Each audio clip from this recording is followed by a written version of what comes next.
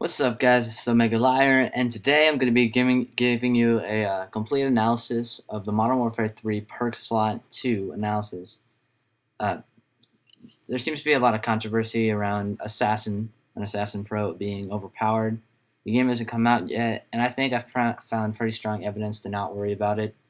I guess we'll just jump right into it.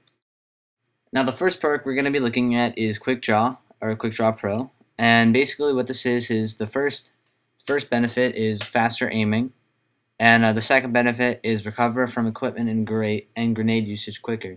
And these are both very, very significant to the part of the reason why this perk actually properly balances itself against Assassin.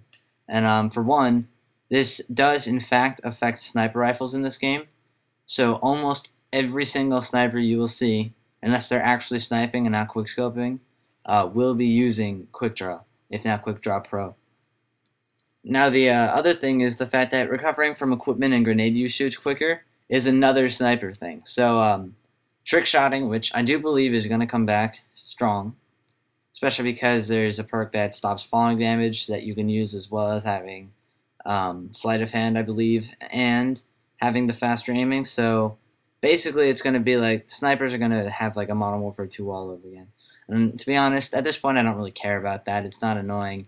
Most of them sucked anyway, so it's just really a benefit. But as you can see, if recovering from it faster, that means like if they chuck a throwing knife, their sniper rifle's back out way quicker than it was before.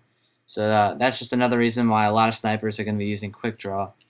And the faster aiming comes into play with more than just that. People who enjoy using ACOG, I mean, there's not a whole lot of them, but hopefully ACOG. I have no idea. Personally, I haven't played the game yet, but if it affects ACOG, I feel like will be more prevalent, especially with the dual scopes thing, which I think undermines both holographic and ACOG. But whatever. I had no say in making this game, but that's what it is.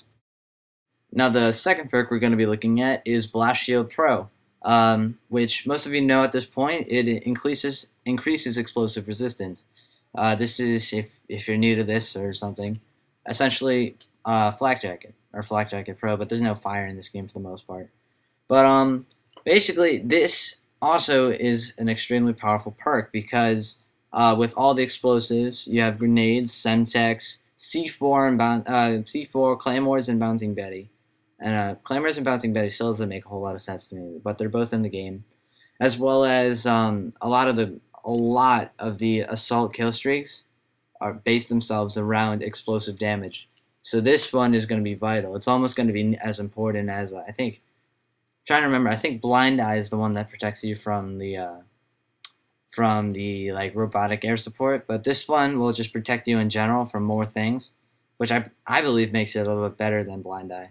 But I believe the pro variation of this perk is actually what sort of makes it a little bit better than Assassin, and it'll actually sort of be useful or be used at least by a wide range of people, because the pro perk, as you can see, is resistance to flash and stuns, which is Tactical Mass Pro in Black Ops, and that is very, very useful.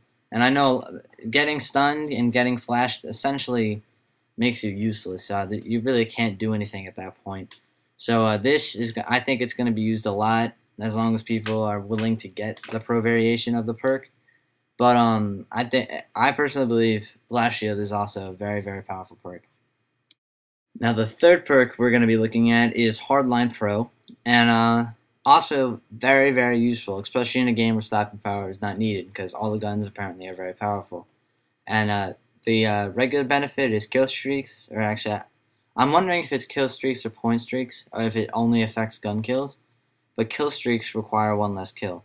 So it's actually an interesting idea. I haven't thought about it that much, but I'm assuming it just means gun kills, which means that there's a few things that this means. One, it's going to be very helpful for the assault class because they can get their kill streaks and one less kill, and because their kill streaks stack, that's just going to make everything go easier for them.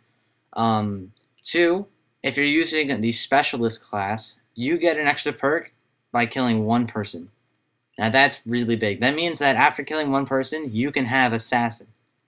So there's no need to run Assassin as long as you just get 1 kill. And I think that might make people not run Assassin. But on the other hand, people will still essentially have it. But I don't know. But this is one reason why I'm probably never ever going to run Assassin. There's really just no need for it. Now, I don't know if these kind of things will carry over in a game such as Search and Destroy, because kill streaks do. But maybe perks will. That would be kind of cool. But then again, you can also change your perks. So I don't know how that's going to work, but well, it is what it is. But then you have the pro variation, which basically just strengthens the perk. It doesn't add any really new benefits. But two assists counts as a kill towards your kill streak. And death streaks require 1 less death, but that's not a huge benefit. But the 2 assists is actually kind of useful. So if you're up on a high kill streak, chances are let's say you get 10 kills, chances are you might have 2 assists in there, or 1 assist, or 3. And that means you're that much closer to getting whatever kill streak you're going for. So that's just sort of like let's say a fortification for this perk. Now the second to last perk we're going to be looking at is the infamous Assassin. And this thing makes you undetectable by UAV, portable radar, thermal, and heartbeat sensors. Now that's a lot as it is. But the pro benefit is where things get, I guess, a little bit more controversial, because it protects you from counter UAV, EMP, and as well as not having a red cross over your name when targeted. So basically, all types of UAV are nullified by this perk. So that includes all the sensors, as well as thermal. So that's pretty powerful. But as I said before, Hardline is way more powerful than this perk. QUICKDRAW is going to be used by snipers. Blast Shield is, I personally think, just more useful in general, because explosives are more prevalent in this game than UAVs.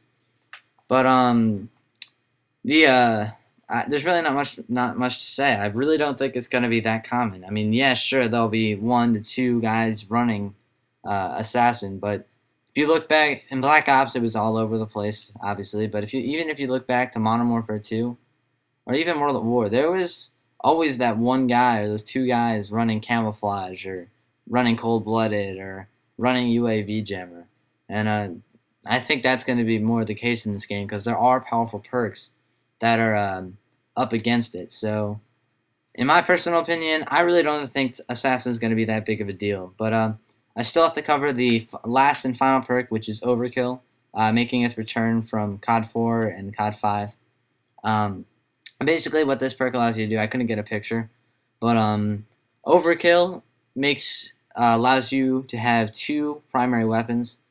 This could mean an LMG and a shotgun, or an assault rifle and a shotgun, an assault rifle and SMG, or any combination, as well as a riot shield and a primary weapon and any of the primaries, which actually is a pretty big deal, because I know a lot of people would like to have something like a riot shield and a submachine gun as just starting off the game. Basically, what that would do is protect your back from bullets and give you a fighting chance if someone comes up from behind you.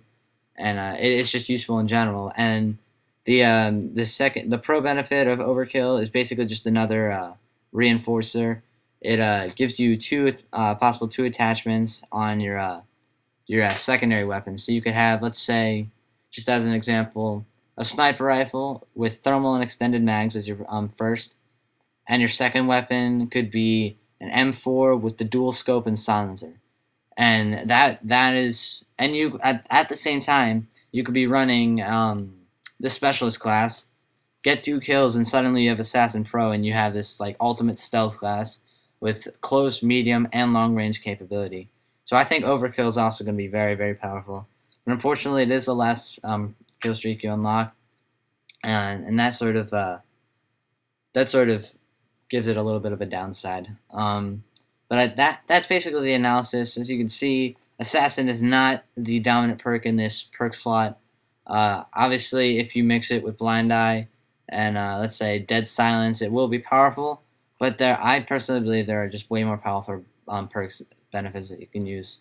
Now, as a follow-up to this video, I'm going to be analyzing the other 2 perk slots as well, because there is.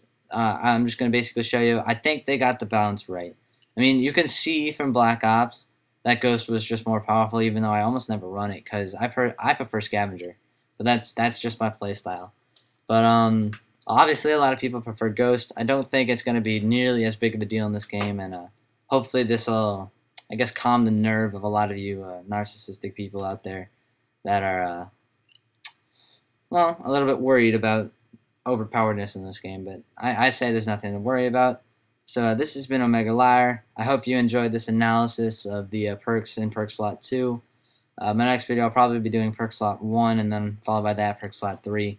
And if you liked it, comment, rate, subscribe. Tell me what you think, because this is my opinion, and I have some facts to back it up, but I could be wrong.